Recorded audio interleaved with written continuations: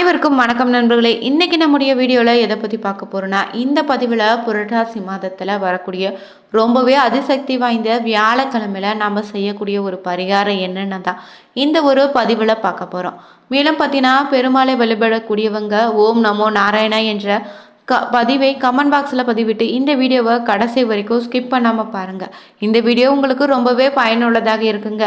நீங்கள் புதியவராக இருந்தீங்கன்னா மறக்காமல் நம்ம சேனலை சப்ஸ்கிரைப் பண்ணிவிட்டு கூடவே இருக்க பெல் பட்டனை கிளிக் பண்ணிக்கோங்க. நீங்கள் தனிப்பட்ட முறையிலும் ஜாதகம் பார்ப்பதாக இருந்தீங்கன்னா ஜாதகத்தில் ஒரு தெளிவான பதிவையும் பரிகாரத்தையும் பெற்றுக்கொள்ள நீங்கள் வீடியோவில் டிஸ்கிரிப்ஷனில் கொடுத்துருக்க நம்பருக்கு மறக்காமல் கால் பண்ணி தெரிஞ்சுக்கோங்க. வாங்க நண்பர்களே, வீடியோக்குள்ளே போகலாம். புரட்டாசி மாதம்னாவே பெருமாள் வழிபாட்டுக்குரிய ஒரு மாதம் தாங்க. மாதத்தில் பெரும்பாலானவங்க புரட்டாசி மாதத்தில் சனிக்கிழமையில விரதம் இருந்து பெருமாளுக்கு தாளிகை போட்டு படையலிட்டு வழிபடக்கூடியவங்க இருப்பீங்க. இந்த மாதத்தில் வரக்கூடிய இன்னொரு சக்தி வாய்ந்த நாள்னா இந்த வியாழக்கிழமை தாங்க.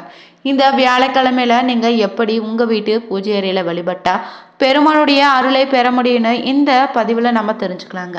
மேலும் இந்த நாள் பார்த்திங்கன்னா வியாழக்கிழமை குருவுக்கு உரிய நாளாகவும் அமைஞ்சிருக்கு. குபேரருக்கு உரிய அற்புதமான நாளுங்க. இந்த நாளை நம்ம புரட்டாசி மாதத்தில் அமைந்திருக்கக்கூடிய வியாழக்கிழமையில செய்யக்கூடிய எளிமையான பரிகாரம் பார்த்தீங்கன்னா உங்கள் வாழ்க்கையில் உயர்ந்த இடத்திற்கு உங்களை கொண்டு போய் நிற்குங்க. நீங்கள் செல்வ செழிப்பில் உயர்ந்த இடத்திற்கு நீங்கள் செல்ல வேணும்னு நினச்சிங்கன்னா கண்டிப்பாக பார்த்தீங்கன்னா இந்த ஒரு பரிகாரத்தை தவறாமல் இந்த நாளில் செய்து பாருங்கள். ஏன்னா இந்த பரிகாரம் தாங்க உங்கள் வாழ்க்கையில் 1000 தடைக்கற்கள் வந்தாலும் அந்த முட்டுக்கொட்டையை தகர்த்தெறியக்கூடிய ஒரு அற்புதமான பரிகாரம் தாங்க. அதிலிருந்து நீங்கள் விடுபட பெரிய போராட்டமே நடத்தி வந்துட்டு இருக்கீங்களா, அந்த போராட்டத்திற்கு ஒரு அங்கமாக இந்த ஒரு வழிபாட்டை நீங்கள் மேற்கொண்டாலே போதுங்க. நிச்சயம் உங்களுடைய வாழ்க்கையில் பார்த்தீங்கன்னா இருக்கக்கூடிய தடை கற்கள் பார்த்தீங்கன்னா இனி படி கற்களாக மாறப்போகுது. அந்த பரிகாரம் என்னன்னா, நீங்கள் திருப்பதி பெருமாளுக்கே கடன் கொடுத்தவர் தான் இந்த குபேரருங்க. குபேருக்கு சொந்தமாக இருக்கக்கூடிய ஒரு நாள் தான் இந்த வியாழக்கிழமை. இந்த வியாழக்கிழமையில நீங்கள் மாலை நேரத்தில் தான் இந்த ஒரு வழிபாட்டை நீங்கள் மேற்கொள்ளணும். இந்த வழிபாட்டுக்கு பார்த்தீங்கன்னா வியாழக்கிழமையில மாலை நேரத்தில் தான் 5:30 நிமிடத்துக்குள்ள 7 மணி வரை இந்த குபேர நேரம் அமைஞ்சிருக்கு. இந்த நேரத்தில் தான் நீங்கள் பெருமாளை வழிபடணும். அது எப்படின்னு தெரிஞ்சுக்கோங்க. இந்த புரட்டாசி மாதத்தில் வந்திருக்கக்கூடிய வியாழக்கிழமையில் நீங்கள் மாலை நேரத்தில் பூஜை அறையில் பார்த்தீங்கன்னா நெய் தீபம் ஏற்றி வைத்து வழிபடுவது சிறப்பான பலனை ஏற்படுத்தி தரும். இந்த நாளில் நீங்கள் ஒரு பச்சை நிற துணியை எடுத்து வச்சிடுங்க. அதில் பெருமாளுக்குன்னு பிடித்த பச்சை கற்பூரத்தையும் ஏலக்காய் லவங்கம் இந்த 3 பொருட்கள் கட்டாயமாக இருக்கணும். இதே கொஞ்சம் இடித்து வைத்தாலும் ஒரு தப்பு இல்லைங்க. அதில் இருக்கக்கூடிய வாசந்தாங்க அதிகமாக வெளியே வரும். இதனால் பார்த்தீங்கன்னா பச்சை நிறம் குபேருக்கு உரிய நிறமாக அமைந்திருக்கு. புதன் பகவானுக்குரிய நிறமும் தாங்க இந்த பச்சை நிறம். ஆகவே தான் இந்த பச்சை துணியை இந்த நாளை பயன்படுத்த வேண்டும்னு சொல்லுவாங்க.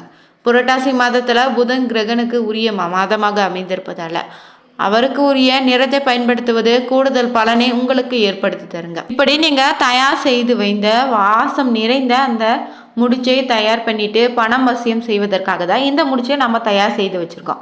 பெருமாள் பாதத்தில் நீங்கள் இந்த முடிச்சை வச்சுட்டு உங்கள் உள்ளங்கைகளில் எடுத்து வைத்துக்கோங்க. உங்களுடைய வேண்டுதலை நீங்கள் மனதார அந்த பெருமாளிடம் வேண்டணும். உங்களுக்கு என்ன பண கஷ்டம் இருக்குதோ அந்த கஷ்டத்திலிருந்து நீங்கள் விடுபட இந்த ஒரு பிரார்த்தனையை செய்து பாருங்க. இல்லைன்னா நல்ல வேலை கிடைக்க வேண்டுமா, இல்லை வியாபாரம் சிறப்பாக நடக்க வேண்டுமா, எதுவாக இருந்தாலும் பணம் சம்மந்தப்பட்ட வேண்டுதல் எதுவாக இருந்தாலும் நீங்கள் இந்த ஒரு முடிச்சை உங்கள் கைகளில் எடுத்து வைத்துக்கொண்டு மனதார நீங்கள் வேண்டுதலை வைத்துட்டு அந்த முடிச்சை கொண்டு போய் பார்த்தீங்கன்னா உங்களுடைய பீரோவில் இல்லைன்னா வியாபாரம் செய்யக்கூடிய கல்லாப்பெட்டியில் போட்டு வச்சுடுங்க. பிறகு பார்த்தீங்கன்னா வியாபாரம் செய்யக்கூடிய இடத்திலும் இது போல் பரிகாரத்தை நீங்கள் செய்யலாம். இதில் எந்த தப்பும் கிடையாதுங்க. நீங்கள் பரிகாரத்தை இந்த இடத்துல செய்தாலுமே அதில் பார்த்தீங்கன்னா பச்சை நிற பணவசிய முடிச்சை துணியை நீங்கள் வியாழக்கிழமையில குபேர நேரத்தில் தான் பணப்பெட்டியில் வைக்கணுங்க. அது ரொம்பவே முக்கியம். உங்களுக்கு இருக்கக்கூடிய பணத்தடை இனி விலக ஆரம்பிக்கும். இந்த பொருளை எப்போ மாற்றுவதுன்னு நீங்கள் கேட்டிங்கன்னா அதற்கு இந்த பொருள் இருக்கக்கூடிய வாசம் போகும் வரை நீங்கள் அப்படியே கூட பீரோவில் நீங்கள் வச்சிடலாம். வாசம் நீங்கள் விட்டால் மீண்டுமே நீங்கள் ஒரு வியாழக்கிழமையில இதே போல் இந்த ஒரு பரிகாரத்தை குபேர நேரத்தில் முடிச்சை செய்து பீரோவில் வச்சிடுங்க. உங்கள் வீட்டில் பார்த்தீங்கன்னா இனி தரித்திரம் என்று சொல்லக்கூடிய நிலையே இருக்காதுங்க. லட்சுமி கடாட்சம் எப்போதுமே பார்த்தீங்கன்னா உங்கள் வீட்டில் நிலையாக தங்கிடுங்க. கையில் பணம் இல்லைன்னு நிலைமைகள் நீங்கள் தள்ளப்பட மாட்டீங்க. இனி நீங்கள் எந்தவித குறையும் இல்லாமல் செல்வ செழிப்போடு வாழ ஆசைப்பட்டீங்கன்னா அதற்காக பல முயற்சிகளை எடுக்கக்கூடியவர்களாக இருந்தீங்கன்னா கண்டிப்பாக பார்த்தீங்கன்னா அந்த முயற்சிகளோடு சேர்ந்த நீங்கள் இந்த மாதத்தில் பெருமாள் வழிபாட்டையும் மேற்கொண்டு பாருங்க. உங்கள் வாழ்க்கையில் பார்த்தீங்கன்னா செல்வ செழிப்பு மேலோங்கிடுங்க. இந்த நாளில் பார்த்தீங்கன்னா செல்வத்திற்கு அதிபதினு சொல்லக்கூடிய மகாலட்சுமி தாயாரை நீங்கள் மனதில் நினைத்து கொண்டு பெருமாளை வழிபடும் போது பெருமாளுடைய அருள் சேர்ந்து அந்த மகாலட்சுமி அருளும் உங்களுக்கு பரிபூர்ணமாக கிடைத்திடுங்க. இவர்களுடைய இருவரினுடைய அருளும் நமக்கு கிடைத்தால் தாங்க நம்ம வாழ்க்கையில பார்த்தீங்கன்னா பணத்திற்கு எந்தவித பஞ்சமும் இருக்காது. செல்வ செழிப்பு அதிகரித்து கொண்டே செல்லுங்க. அப்படிப்பட்ட பெருமாளை வழிபடுவதற்கு வழிமுறைகள் பல இருக்குது. எந்த நாளில் நீங்க எப்படி வழிபட்டா உங்க வாழ்க்கையில செல்வ செழிப்பு உயருன்னு தொடர்ந்து இந்த வீடியோல நம்ம பார்த்து தெரிஞ்சுக்கலாம். பலரும் பார்த்தீங்கன்னா இந்த பெருமாள் வழிபாட்டை சனிக்கிழமையில வழிபடக்கூடியவங்க தான் நிறைய பேர் இருப்பீங்க. இப்படி சனிக்கிழமையில வழிபடும் போது சனி பகவானால் ஏற்படக்கூடிய தோஷங்களும் பார்த்தீங்கன்னா நீங்கி அவருடைய தாக்கமும் உங்களுக்கு குறைய ஆரம்பித்திடுங்க. எந்த கிழமையில வேண்டுமானாலும் நீங்க பெருமாளை வழிபடலாம். அந்த கிழமைக்கு ஏற்றுவாறு தான் உங்களுக்கு பலன் கிடைக்கும்னு சொல்லுவாங்க.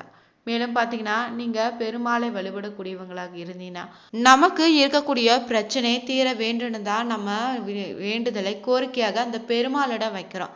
அப்படி வைக்கும்போது எல்லோருக்கும் அந்த கோரிக்கை நிறைவேறுதுன்னு சொன்னால் அது கிடையாதுங்க. ஏன்னா முழு பக்தியோடு வேண்டுவங்களுக்கு தான் உண்மையாக அந்த பெருமாள் அருள்பாலிப்பார்னு சொல்லலாம். அப்படிப்பட்ட பெருமாளை நீங்க எப்படி வழிபடலான்னு இந்த பதிவுல தொடர்ந்து தெரிஞ்சுக்கலாங்க. இந்த பூலோகத்துல நாம எந்த அளவுக்கு நல்லா வாழணும்னு ஆசைப்பட்டோம்னா அந்த அளவுக்கு நாம தொடர்ந்து பெருமாளை வழிபட்டு வந்தாலே போதுங்க. பெருமாள் தாங்க காக்கும் தெய்வமாக விளங்கக்கூடியவருங்க. இவர் இருக்கக்கூடிய இடத்துல பார்த்தீங்கன்னா பிரச்சனைகளே இருக்காதுன்னு சொல்லலாம். நம்மோடு வாழ்வதற்கு தேவையான பொன்னையும் பொருளையும் வாரி வழங்கக்கூடியவர் தாங்க இந்த பெருமாள். அப்படிப்பட்ட பெருமாள் உங்களுடைய வேண்டுதலை நீங்க வைக்கும்போது நியாயமான வேண்டுதலாக இருந்த பட்சத்துல தான் அது விரைவிலே உங்களுக்கு நிறைவேற்றி தரக்கூடியவர் தாங்க இந்த பெருமாள். இந்த வழிபாட்டை நீங்க பார்த்தீங்கன்னா புதன்கிழமை இல்லைன்னா சனிக்கிழமை கூட செய்யலாங்க. அன்றைய தினம் நீங்க பெருமாளை நினைத்து கொண்டு உபவாசம் இருக்க நினைச்சிங்களா இருக்கலாம். காலையில பால் பழம் சாப்பிட்டு கூட விரதம் இருக்கலாங்க. மதிய நேரத்துல நீங்க பூண்டு வெங்காயம் சேர்க்காத சமையலை செய்து இலையில போட்டு சாப்பிடுங்க. பிறகு பார்த்தீங்கன்னா இரவு பலகார வகைகளை சாப்பிட்டு நீங்க விரதம் இருக்கலாங்க. இந்த முறையில நீங்க விரதம் இருந்து தொடர்ச்சியாக பார்த்தீங்கன்னா 9 வாரங்கள் இந்த ஒரு வழிபாட்டை செய்து வந்தீங்கன்னா 9 வாரங்கள் முடியும் போது உங்களுடைய வேண்டுதல் எதுவாக இருந்தாலும் அந்த பெருமாளுடைய அருளால நிச்சயம் நிறைவேறிடுங்க. இந்த நாளை நீங்க அதிகாலை எழுந்த உடனே சுத்தமாக குளிச்சுட்டு வீட்டு பூஜை அறையில இருக்கக்கூடிய பெருமாள் படத்தை சுத்தம் செய்து அந்த பெருமாளுக்கு சந்தன குங்குமம் வைத்துட்டு பெருமாள் படத்திற்கு பார்த்தீங்கன்னா துளசி இலை இல்லைன்னா வாசனம் நிறைந்த மலர்களால் அலங்காரம் செய்து வச்சிடுங்க. பிறகு பார்த்தீங்கன்னா நெய் தீபம் ஏற்றி வைத்து நீங்க வழிபாடு செய்யணும். இந்த நாளில் உங்க வீட்டுக்கு அருகிலேயே பெருமாள் ஆலயம் இருந்துச்சுன்னா அந்த ஆலயத்திற்கு நீங்க செல்லும் போது பார்த்தீங்கன்னா தாமரை மலர் இல்லைன்னா வாசனை மிகுந்த மலர்கள் வாங்கி தருவது ரொம்பவே சிறப்புங்க. இந்த நாளில் பார்த்தீங்கன்னா நீங்கள் தீபம் ஏற்றுவது இன்னொரு முக்கியமான ஒரு விஷயங்க. இந்த தீபமானது மாவிளக்கு தீபமாக தான் இருக்கணும். இதற்கு நீங்கள் என்ன செய்யணும்னா உங்கள் வீட்டிலேயே பார்த்தீங்கன்னா பச்சரிசி மாவை தயார் செய்து அதனோட பார்த்தீங்கன்னா சிறிதளவு வெள்ளத்தையும் ஏலக்காயும் கலந்து நீங்கள் மாவிளக்க தயார் செய்து எடுத்து வச்சுக்கோங்க. பிறகு பார்த்தீங்கன்னா பெருமாளுக்கு எதிராக ஒரு இடத்தை நீங்கள் சுத்தம் செய்து மஞ்சள் தடவி அதற்கு மேலே தாங்க பச்சரிசி மாவால் கோலம் போட்டு வச்சிடணும். பிறகு பார்த்தீங்கன்னா ஒரு வாழை இலையை எடுத்து வச்சு அதன் மேலே நீங்கள் மாவிளக்கு வைத்து அதில் நெய் ஊற்றி தீபம் இட்டு திரி போட்டு தீபம் ஏற்றணுங்க. பிறகு அந்த மாவிளக்குக்கு அருகிலேயே பார்த்தீங்கன்னா வெற்றிலை பாக்கு வாழைப்பழம் கற்பூரம் ஏற்றி வைத்து வழிபாடு செய்யணும். நீங்கள் இந்த கற்பூரம் பச்சை கற்பூரமாக இருப்பது ரொம்பவே நல்லதுங்க. பிறகு தொடர்ச்சியாக இந்த ஒரு மாவிளக்கு பரிகாரத்தை 9 வாரங்களை நீங்கள் செய்து வர அந்த பெருமாளுடைய அருளால் உங்களுடைய வேண்டுதல் பார்த்தீங்கன்னா நிச்சயம் கூடுதல் விரைவிலேயே நடைபெறுங்க. இந்த ஒரு வழிபாடு பார்த்தீங்கன்னா உங்களுக்கு இருக்கக்கூடிய எப்படிப்பட்ட கஷ்டத்தையும் தீராத பிரச்சனையும் தீர்த்து வைக்குங்க. மேலும் இந்த ஒரு பரிகாரத்தை தொடர்ந்து நீங்க 9 வாரங்கள்ல சனிக்கிழமை செய்து வந்தீங்கன்னா அந்த திருப்பதி ஏழுமலையான் கோவிலுக்கு செல்ல வேண்டும் நினைச்சிங்கன்னா அந்த பெருமாளே ஏதாவது ஒரு வழியில கோவிலுக்கு செல்வதற்கான ஒரு வழியினை ஏற்படுத்தி தருவார். இந்த பதிவு ரொம்பவே பயனுள்ளதாக இருந்திருக்கும். இந்த வீடியோ உங்களுக்கு பிடிச்சிருந்தா ஓம் நமோ நாராயணா என்ற பதிவை மறக்காமல் நீங்கள் கமெண்ட் பாக்ஸில் பதிவிடுங்க. அனைவருக்கும் நன்றி நண்பர்களே.